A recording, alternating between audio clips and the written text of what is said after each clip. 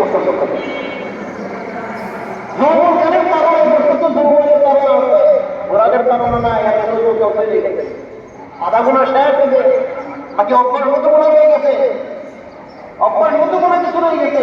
যৌবনের চাহিদার গুণা, এটা যৌবনের শেষ হয়ে গেছে। যুবকের যৌবন কালে গুণা হয়ে গেছে।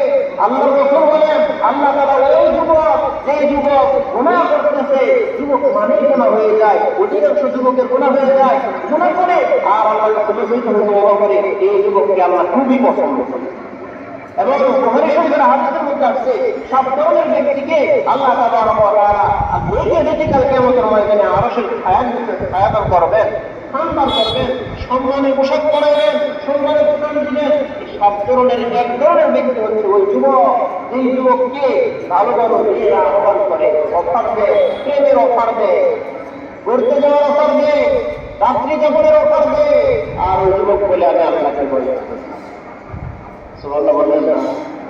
ওই যুবক বলে আমি আল্লাহকে ভয় করি, আমি তোমার সাথে রাত্রি যাপন করতে যাবো না, তোমার সাথে ঘোরাঘোরা করতে পারবো না, এটা সত্য গুণা, আমার মতো গুণা আমি পারবো না। যেই যুবক এরকম প্রত্যাখ্যান করে দেব, কি করবে? প্রস্তাবকে প্রত্যাখ্যান করে দেয়। রাসূল বলেন, কাল কিয়ামতের ময়দানে এই যুবককে আল্লাহ ডেকে নিজ আরশের ছায়ার নিচে স্থান দেবেন। যুব সমাজ, যুবক ভাইদেরকে বলবো, ভাইরা গুনাহ থেকে বিরত থাকো। এই সময় গুনাহ করার একটা জোয়ার আসে, এই সময় হেফাজত করতে পারলে আল্লাহর কাছে প্রিয় হওয়া যায়। আল্লাহ শেষ হয়েছে, এগুলো অপরিচিত শেষ হয়েছে, অনেক অনেক গুণাগুলো করতে আপনার এই জন্য যুব সমাজ বিরত থাকবো। এই দিনগুলো যেগুলো চলতেছে, আশা রাখছি প্রথম দশক চলতেছে, বলতেছিলাম তওবা ইস্তিগফার পাঠ করা, মাত্র আজ থেকে বললাম জিকির আজকার করা, লা ইলাহা ইল্লাল্লাহ, আল্লাহু আকবার, সুবহানাল্লাহ, এগুলো পাঠ করা বেশি বেশি। যারা কোরআন শরীফ তেলাওয়াত জানি, কোরআন শরীফ তেলাওয়াত করা, সাদকা করা, আর তওবা ইস্তিগফারের কথা আমরা বললাম, রোজা রাখা। যারা পারি রোজা রাখবো, বিশেষ করে আরাফার দিন এই জন্য রোজা রাখবো। আর গুনাহ থেকে মাত্র যে কথাটা বললাম, গুনাহ থেকে বেরিয়ে থাকবো, নেক্সট কাজে সহযোগিতা করবো।